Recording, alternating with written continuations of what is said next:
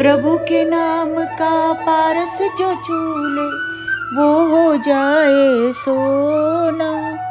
दो अक्षर का शब्द हरि है लेकिन बड़ा सलोना।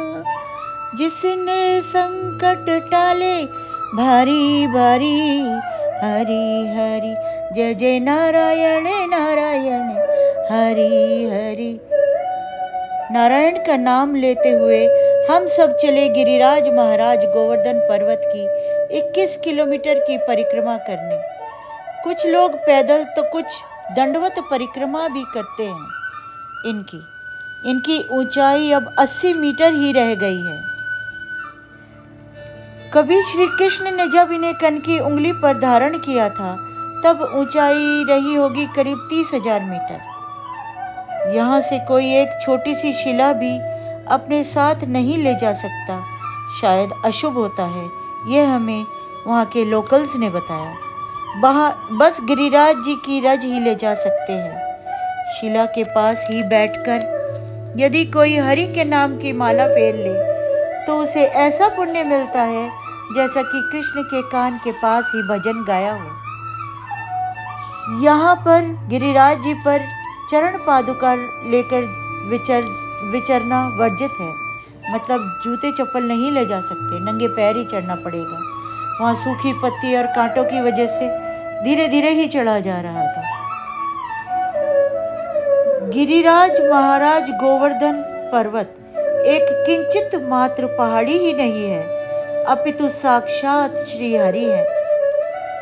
इनके स्पर्श मात्र से ही सभी पाप तर जाते हैं।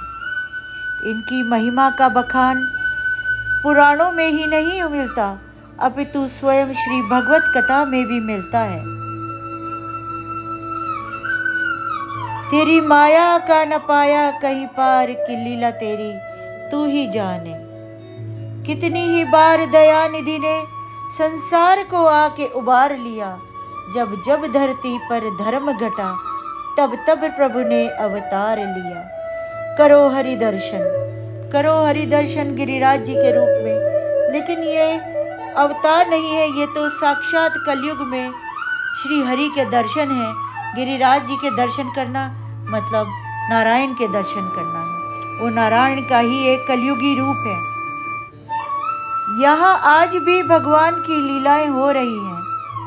गोप गोपिकाएं मानो उनकी 16,000 रानियां भी पेड़ पत्तों के रूप में अभी भी भगवान के साथ विचरण करते हैं, उनके साथ लीलाएं करते हैं, रास लीला करते हैं। गिरिराज जी जैसा कोई तीर्थ न तो है और न भविष्य में कोई होगा। क्यों?